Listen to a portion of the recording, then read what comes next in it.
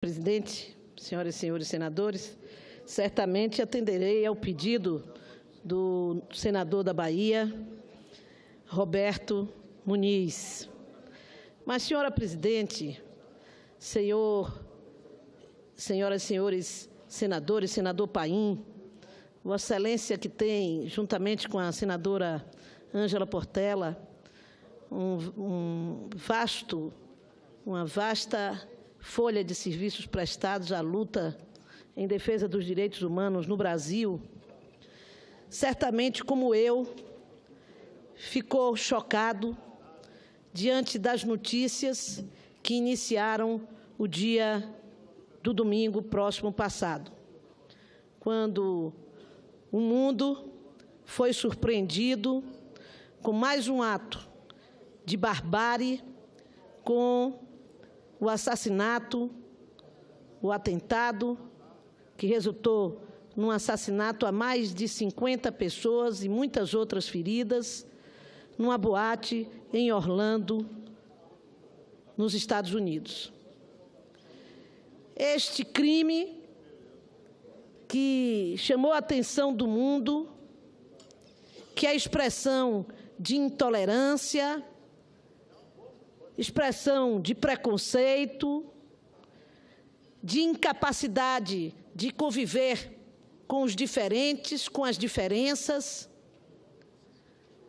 É também, no entanto, um crime que chama atenção pela forma da sua realização. Aqueles que foram mortos não foram mortos por uma bomba, foram mortos por armas de fogo, senador Paulo Paim, por metralhadora, por fuzil, por revólver, carregados por uma pessoa. Num país onde adquirir arma de fogo é algo muito fácil, onde é permitido o acesso à arma de fogo de maneira muito ampla e que, aliás, tem sido alvo repetidos de episódios criminosos em escolas, em ambientes públicos, muitas vezes feitos até por jovens próximos, mesmo à adolescência. E é este acesso à arma de fogo que a sociedade americana ainda não foi capaz de dar o exemplo civilizatório de suspender. E neste ambiente serve, infelizmente, como exemplo negativo também para países da América Latina, como é o caso do Brasil, que mesmo tendo em vigor um Estatuto do Desarmamento, que é democrático e avançado, sofre permanentemente ataques, como o que sofre agora, quando a Câmara dos Deputados vota um projeto de flexibilização do Estatuto do Desarmamento, e quando aqui no Senado se discute também a possibilidade de novas categorias passarem a ter acesso às armas no Brasil. Nós recebemos representantes dos delegados de polícia, ou melhor dizendo, dos secretários de segurança do país inteiro. O senador, presidente dessa casa, Renan Calheiros, recebeu numa comitiva em que nós estávamos presentes, eu e Vossa Excelência e muitos outros senadores, e onde foi claro o posicionamento desses secretários, da sua preocupação, da preocupação deste segmento com a possibilidade da flexibilização do Estatuto do Desarmamento no Brasil, e identificando na restrição ao acesso à arma de fogo a salvação de milhares de vidas por ano no nosso país. E eu quero, portanto, antecipar que essa discussão vinda ao Senado, ou qualquer outra manifestação no sentido de flexibilização, de dar mais acesso a profissionais para terem acesso ao uso de armas de fogo, receberá do meu mandato, de mim, uma reprovação contundente. O Brasil, senhor presidente, convive com cerca de 56 mil assassinatos por ano. Nós acabamos de finalizar os trabalhos, semana passada, da CPI de investigação dos assassinatos de jovens no Brasil. Desses 56 mil assassinatos por ano, é o equivalente a uma guerra.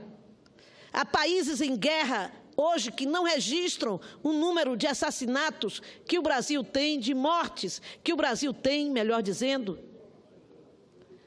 anualmente. E o que nós constatamos na CPI do assassinato de jovens é que, desses 56 mil, 77% são negros e 93% são jovens, portanto, são do sexo masculino, entre 12 e 29 anos de idade. Portanto, nós estamos convivendo no Brasil com cerca de mais de 30 mil, 33, 34 mil assassinatos de jovens por ano. É uma geração inteira que está sendo impedida de viver e de, portanto, construir o futuro desta nação. Nós ouvimos mais de 200 especialistas na CPI, em segurança pública, em direitos humanos, em políticas públicas de inclusão social, representantes da Anistia Internacional, da Unicef, representantes de familiares. Nós temos hoje no Brasil a infeliz situação de constituirmos nas grandes cidades já associações de mães de filhos assassinados nesse país. A CPI nos indica que um grande número desses assassinatos se dá ou por omissão ou por ação do Estado brasileiro. Esses jovens são vítimas ou autores da violência. Nas nossas polícias, há, na sua maioria, jovens negros policiais que arriscam e perdem suas vidas também na polícia, que mais morre e mais mata no mundo. E é esta situação que faz com que nós não possamos abrir mão da discussão da manutenção do Estatuto do Desarmamento no Brasil. Com o Estatuto do Desarmamento em vigor, o que nós estamos assistindo são jovens, são crianças de 10, 11, 12 anos de idade nas periferias do nosso país, das grandes cidades brasileiras, com metralhadoras, fuzis e revólveres nas mãos para servir